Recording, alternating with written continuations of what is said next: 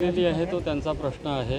मी कायदेशीर मार्गाने सर्व करणारा अधिकारी आहे. मी पोलीस स्टेशनला याबाबत तक्रार नोंदवलेली आहे रात्रीच आणि माझ्या वरिष्ठांना मी रात्रीच कल्पना दिलेली आहे आणि सर्व स्तरावर मी कळवलेलं आहे आणि मी महाराष्ट्र शासनाला त्यांच्याविरुद्ध अहवाल सादर करणार आहे की अनधिकृत बांधकाम प्रकरणी यांना जबाबदार धरण्यात यावं. कारण जे डोळ्यांनी आम्ही स्वतः पाहिलेलं आहे, जे फोटोग्राफ मी गुगल मॅपिंगचे दाखवलेले आहेत, त्यामध्ये 100% सत्य, नागरिकांच्या असंख्य तक्रारी आहे आणि सर्व प्रभाग समितीमध्ये यापूर्वी वेळोवेळी कारवाया होत होत्या. महापालिकेचं अतिक्रमण पथक तसेच सर्व सहाय्यक आयुक्त वेळोवेळी कारवाया करीत असतात आणि फक्त कळव्याबाबतच्याच तक्रारी जास्त आल्याने मला तिथे जातीने लक्ष घालावं लागलं. यापूर्वी तोंडी समज दिलेली, अनेकदा लेखीही कळवलेले, तरी काहीच नसल्यामुळे आणि नागरिक वारंवार तक्रारदार हेड ऑफिसला आयुक्त महोदयांनी माझ्याकडे आणि आमच्या उपायुक्तांकडे आणि अतिरिक्त आयुक्तांकडे तक्रारी करीत असतात की संबंधित सहाय्यक आयुक्त समीर जाधव हे एंटरटेन करत नाही. 3-3 महिने आम्ही सांगूनही तक्रारी कडे लक्ष देत नाही. आम्हाला उडावडीची उत्तरं देतात, दुरुत्तर उत्तरं देतात, दादागिरीची भाषा करतात.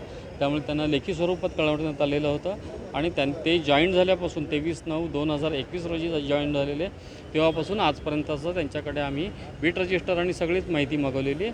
त्याच्यात त्या फ्रस्ट्रेशनमधून त्यांनी हे दिलं असावं असं मला वाटतं.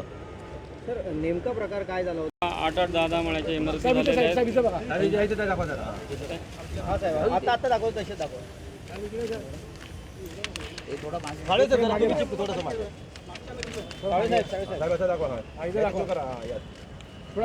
इकडे सर. सर इकडे काय व्हिडिओ दाखवा ना, खाली थोडं खाली घ्या. सर समोर, सर इथे शो. सर इकडे पण दाखवा.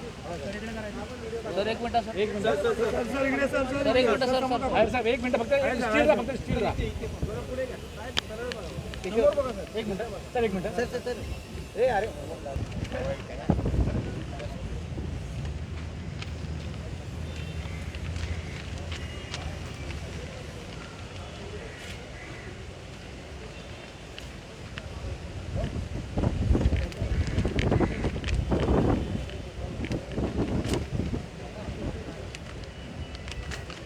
LC ची कॉपी ही एक टी-शर्ट ही FR प्रति मी सर्व पत्रकारांना देत आहेत, ते तुम्ही आपसामध्ये शेयर करून घ्या. मैं इतना ही कहना चाहूँगा कि थाना शहर का नाम आज इतिहास में लिखा गया है क्योंकि थाना शहर ने आज इतने अच्छे CM हमको दिए. बाकी रही प्रशासकीय कार्रवाई की बात तो वो की जाएगी क्योंकि आज थाना का नाम इतिहास में लिखा गया है. तो थाना को सुंदर स्वच्छ रखना थाना के हर नागरिक का फ़र्ज़ है, हर ऑफिसर का फ़र्ज़ है, ना कि ऐसे लोगों का जो ऐसे इलीगल बातों को बढ़ावा देते. तो बस हमारा फोकस उन इलीगल बातों के ऊपर ही रहेगा और हमारा टारगेट वही रहेगा कि जो इलीगल होता है उसको रोका जाए, उसके ऊपर कानूनन कार्रवाई की जाए. सर, थाना में थाने महानगर पालिका के अंतर्गत रिपेयर का परमिशन देने के लिए कानून से सहायक आयुक्तों का अधिकार है, लेकिन उसमें जो कागज़ है, डॉक्यूमेंट्स है, वो चेक करके और उसके कुछ नॉर्म्स है, उसमें ऐसा लिखा है कि रिपेयर का मतलब रिपेयर होता है, ना कि पुराना तोड़ के नया बनाया जाए. इसका मतलब ये, अगर ऐसी कुछ है तो कितनी रिपेयर की परमिशन दी है आज तक 1 साल में, हम वो सहायक आयुक्त को लेटर लिखेंगे और वो स्ट्रक्चर पहले क्या था, उसका प्रॉपर्टी कार्ड में क्या रिकॉर्ड था, क्या वर्णन था और अब फिलहाल आज की डेट में कैसा है, तो वो चेक करके हम अगली कार्रवाई तय करेंगे. इस बारे में मैं कहना चाहता हूँ कि मेरे पास थाने महापालिका मुख्यालय का अतिक्रमण नियंत्रण का कार्यभार है, सहायक आयुक्त. मैं सनियंत्रण समन्वय अधिकारी हूँ. तो अनधिकृत बांधकामों के खिलाफ़ जितनी भी कंप्लेंट्स आती है वो कंसल्ट प्रभाग समिति को फॉरवर्ड करना, उनके थ्रू उनको लेकर कार्रवाई के लिए लेटर भेजना, उनके थ्रू कार्रवाई करने के लिए उनको आदेश देना और ज़रूरत पड़े तो मैं खुद जाके कार्रवाई कर सकता हूँ. तो इसी दौरान मैंने पिछले हफ्ते से कुछ हुक्का पार्लर वगैरह सबके ऊपर कार्रवाई और FIR का सिलसिला जारी किया था. इसके पहले भी कार्रवाई चालू थी. सब प्रभाग समिति के सहायक आयुक्त हमेशा अनधिकृत बांधकामों के ऊपर कार्रवाई करते रहते सिवाय कलवा के. इसके बारे में ढेर सारी शिकायतें हमारे एडिशनल कमिश्नर हिरवाड़ी साहब के पास आई थी, गोदापुरी साहब के पास आई थी, कमिश्नर साहब के पास आई थी और मेरे पास भी लिखित स्वरूप में आई थी.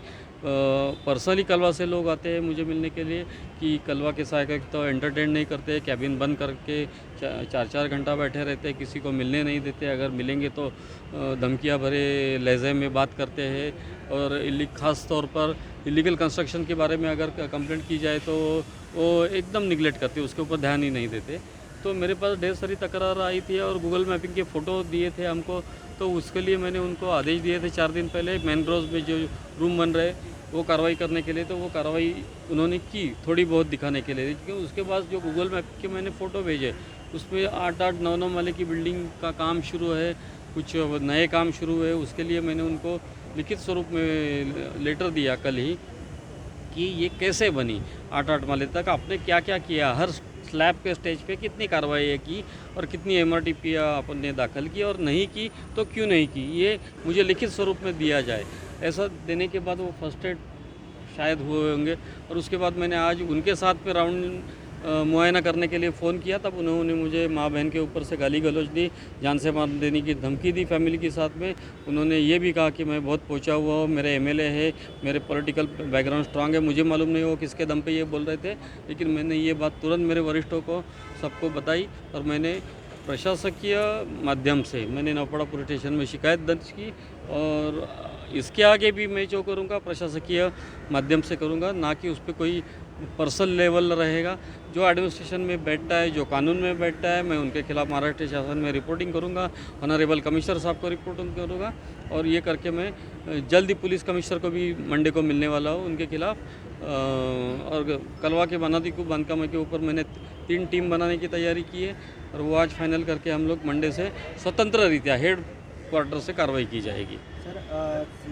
त्यांनी मी आज आपण संयुक्त पाहणी करायला जाऊ गोदापुरी साहेबांना घेऊन हे सांगण्यासाठी फ़ोन केला असता। मला वाटतं ते कुठल्या कारणास्तव त्यांनी मला सांगितलं की तुझे हातपाय तोडून टाकेल, तुला बघून घेईल, तुझी वाट लावून टाकेल, फॅमिलीचा खलास करून टाकेल वगैरे अशा प्रकारच्या धमक्या दिल्या।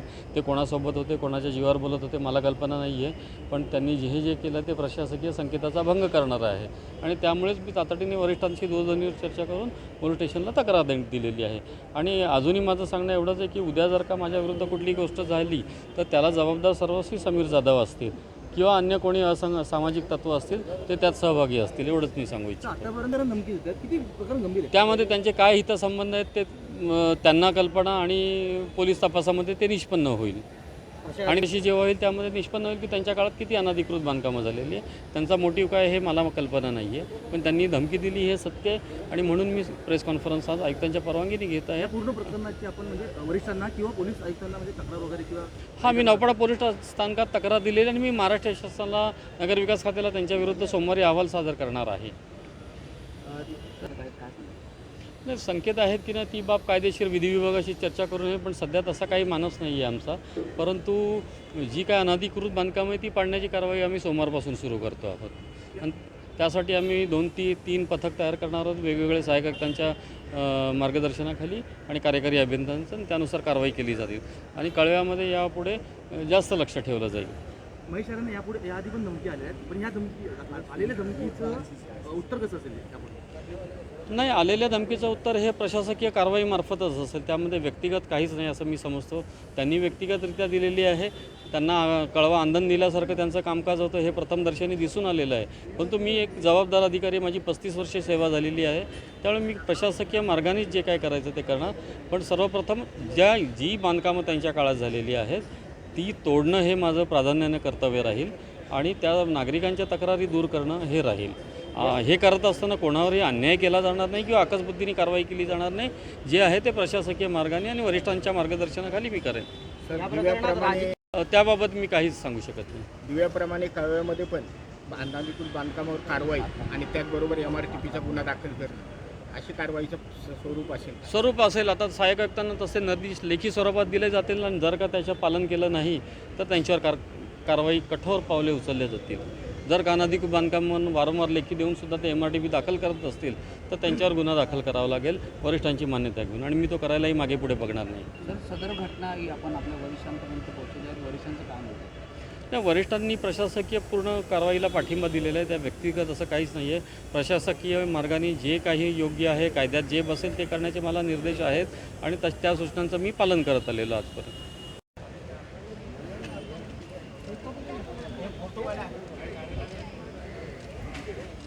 साहेब इकडे ओके।